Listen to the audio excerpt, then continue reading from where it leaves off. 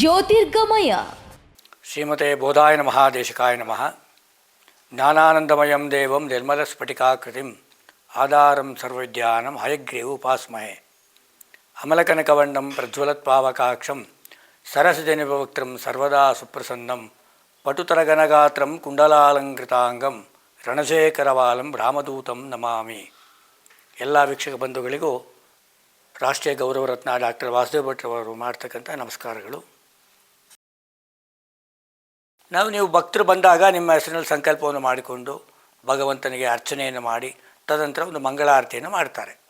ಆ ಮಂಗಳಾರತಿ ಯಾವುದರಲ್ಲಿ ಮಾಡಬೇಕು, ಆ ಮಂಗಳಾರತಿಯ ವೈಶಿಷ್ಟ್ಯತೆ ಏನು ಅಂತಂದರೆ, ಮಂಗಳಾರತಿ ಅನ್ನತಕ್ಕಂಥದ್ದು ತುಪ್ಪದ ದೀಪದಲ್ಲಿ ಮಾಡಬೇಕು ಅಂತ ಶಾಸ್ತ್ರ ಹೇಳಿರೋದು. ನಾವು ಭಗವಂತನಿಗೆ ಆರತಿಯನ್ನು ಮಾಡ್ತಕ್ಕಂಥ ಸಂದರ್ಭದಲ್ಲಿ ತುಪ್ಪದ ದೀಪವನ್ನು ಯಾಕೆ ಹಚ್ಚಬೇಕು ಅಂತಂದರೆ, ತುಪ್ಪ ಬಂದು ಗೋವಿನಿಂದ ಬಂದಿರತಕ್ಕಂಥ ಒಂದು ಬೆಣ್ಣೆಯಿಂದ ಆಗಿರ್ತಕ್ಕಂಥ ಒಂದು ತುಪ್ಪ.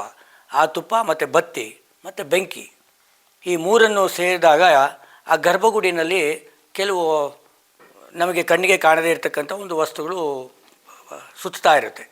ಒಂದು ಲೋಕರಕ್ಷಣಾರ್ಥಂ, 2 ಗ್ರಾಮ ರಕ್ಷಣಾರ್ಥಂ, 3 ಕರ್ತೃರಕ್ಷಣಾರ್ಥಂ ಅಂತೇಳಿ. ಅಂದರೆ ಲೋಕರಕ್ಷಣಾರ್ಥಂ ಅಂದರೆ ಈ ಜ್ಯೋತಿ ಈ ಲೋಕಕ್ಕೆ ರಕ್ಷಣೆ ಆಗಿರಲಿ ಅನ್ನತಕ್ಕಂಥ ಒಂದು ಭಾವನೆ. 2ನೇದು ಗ್ರಾಮಕ್ಕೆ ರಕ್ಷಣಾರ್ಥಂ, ಈ ಗ್ರಾಮ ರಕ್ಷಣೆ ಆಗಿರಲಿ.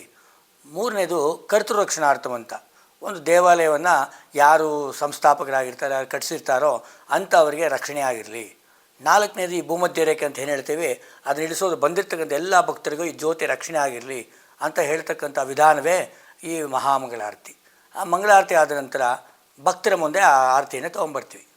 ನೀವು ಅದೆಲ್ಲ ಏನು ಮಾಡ್ಕೊಳ್ತೀರಾ, ಭಕ್ತರು ನಮಸ್ಕಾರ ಅಂತ ಮಾಡ್ಕೊಳ್ತೀರಿ. ನಮಸ್ಕಾರ ಅಂತಂದರೆ ಇದು ಹೀಗೆ ನಾವು ಮಾಡ್ಕೊಳ್ತೀವಿ. ಇದು ನಮಸ್ಕಾರ ಆಗೋದಿಲ್ಲ, ಇದು ಪ್ರಮಾಣ ಆಗತ್ತೆ. ನಮಸ್ಕಾರ ಅಂತಂದ್ರೆ ಇದಾಗತ್ತೆ. ನೀವೇನು ಮಾಡ್ತೀವಿ, ಹಿಂಗೆ ಅಂದ್ಬಿಟ್ಟು ನಿಮ್ಮ ಇದಕ್ಕೆ ಕಣ್ಣಿಗೆ ಒತ್ಕೊಳ್ತೀರ. ಇದು ಶಾಸ್ತ್ರೋಕ್ತವಾಗಿ. ಅಂದರೆ ಅದರ ಉದ್ದೇಶ ಏನಂತಂದರೆ, ಶಾಸ್ತ್ರ ಏನು ಹೇಳುತ್ತೆ, ಆ ಜ್ಯೋತಿ ನಿಮ್ಮ ಹತ್ತಿರ ಬಂದಾಗ ಭಗವಂತನ ಮುಂದೆ ನೀವು ಪ್ರಮಾಣವನ್ನು ಸ್ವೀಕಾರ ಮಾಡಬೇಕು. ಯಾವ ರೀತಿ ಸ್ವೀಕಾರ ಮಾಡಬೇಕು? ನಾನು ನನ್ನ ನಿತ್ಯ ಕರ್ಮಗಳಿಗೆ ಹೋಗ್ತಾ ಇದ್ದೀನಿ, ಗೊತ್ತಿದ್ದು ಯಾವುದೇ ವಿಧವಾದಂಥ ಪಾಪಕರ್ಮಗಳನ್ನು ಮಾಡುವುದಿಲ್ಲ ಅಂಥೇಳಿ ಅಗ್ನಿಸಾಕ್ಷಿಯಾಗಿ ಭಗವಂತನ ಮುಂದೆ ನಾನು ಪ್ರಮಾಣ ಮಾಡ್ತಾ ಇದ್ದೇನೆ ಅಂಥೇಳಿ ಹಿಂಗೆ ಅಂದ್ಬಿಟ್ಟು ತದನಂತರ ನನ್ನ ಜ್ಞಾನಕ್ಕೆ ತೊಗೊಂಡಿದ್ದೀನಿ ಅಂತ ಕೈನ ಹಿಂಗೆ ಅಂದ್ಕೋತೀವಿ. ಇದು ಮಂಗಳಾರತಿಯ ಒಂದು ವೈಶಿಷ್ಟ್ಯತೆ, ಇದು ಶಾಸ್ತ್ರದಲ್ಲಿ. ಅದೇ ವೈಜ್ಞಾನಿಕವಾಗಿ ನೋಡಬೇಕು ಅಂತಂದರೆ, ಯಾವಾಗ ನಾವು ತುಪ್ಪದ ದೀಪದಲ್ಲಿ ಆರತಿಯನ್ನು ಮಾಡ್ತೀವೋ, ಈ ನ್ಯೂಟ್ರಾನ್, ಪ್ರೋಟ್ರಾನ್, ಎಲೆಕ್ಟ್ರಾನ್ ಇರ್ತಕ್ಕಂಥ ಒಂದು ಅಣುಗಳು ಅದು ಆ ದೀಪ ಸುತ್ತಿ ಆ ವಿಗ್ರಹದಲ್ಲಿರ್ತಕ್ಕಂಥ ರೇಡಿಯೇಷನ್ ಹಿಂಗೆ ಸುತ್ತಾ ಇರ್ತೀವಿ 3 ಸರಿ. ಆ ಸುತ್ತೋ ಸಂದರ್ಭದಲ್ಲಿ ಆ ನ್ಯೂಟ್ರಾನ್, ಪ್ರೋಟ್ರಾನ್, ಎಲೆಕ್ಟ್ರಾನ್ ಜೊತೆಗೆ ಆ ರೇಡಿಯೇಷನ್ ಮಿಕ್ಸ್ ಆಗಿಬಿಟ್ಟು ಗ್ರಿಸ್ಲಿನ್ ಅಂತ ಒಂದು ಆವಿ ಉತ್ಪತ್ತಿ ಆಗುತ್ತೆ. ಆ ಗ್ರಿಸ್ಲಿನ್ ಅನ್ನತಕ್ಕಂಥ ಆವಿನ ನಿಮ್ಮ ಭಕ್ತರ ಮುಂದೆ ನಾವು ತರ್ತಕ್ಕಂಥ ಒಂದು ವಾಡಿಕೆ. ನೀವೇನು ಮಾಡ್ತೀರಾ, ಶಾಸ್ತ್ರದಲ್ಲಿ ಹೇಳಿದ ಪ್ರಕಾರವಾಗಿ ಪ್ರಮಾಣವನ್ನು ಸ್ವೀಕಾರ ಮಾಡಿ ನನ್ನ ಜ್ಞಾನಕ್ಕೆ ತೊಗೊಂಡಿದ್ದೀನಿ ಅಂತ ಹಿಂಗೆ ಅನ್ಕೋತಿರಲ್ಲ, ಆವಾಗ ನೀವು ಮಂಗಳಾರತಿಯನ್ನು ತೊಗೊಂಡಾಗ ನಿಮ್ಮ ಬೊಗಸೆಗೆ ಆ ಹೊಗೆ ಬರಬೇಕು. ಯಾವುದು ಮಹಾಮಂಗಳಾರತಿಯ ಒಂದು ಹೊಗೆ ಅದು ಬಂದಾಗ ಅದನ್ನು ನೀವು ಮುಖದ ಹತ್ರ ಹಿಂಗೆ ಇಟ್ಕೊಳ್ತೀರ. ಅದು ಮೂಗಿಗೆ ಕಣ್ಣಿಗೆ ಹೋಗಬೇಕು.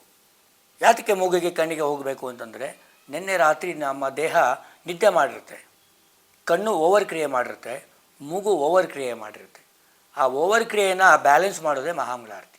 ಯಾವಾಗ ಇವು ಗ್ರಿಸ್ಲಿನ್ ಅನ್ನತಕ್ಕಂಥ ಆವಿ ಬಂದು ಕಣ್ಣಿಗೆ ಮೂಗಿಗೆ ಹೋಗುತ್ತೋ, ನಿನ್ನೆ ಆಗಿರ್ತಕ್ಕಂಥ ಹೆಚ್ಚಿನ ಕ್ರಿಯೆಗೆ ಅದು ಬ್ಯಾಲೆನ್ಸ್ ಮಾಡ್ತಕ್ಕಂಥದ್ದೇ ಮಹಾಮಂಗಳಾರತಿ.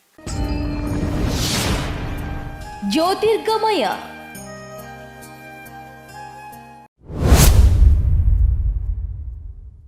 ಲೈಕ್ ಮಾಡಿ, ಶೇರ್ ಮಾಡಿ, ಸಬ್ಸ್ಕ್ರೈಬ್ ಮಾಡಿ.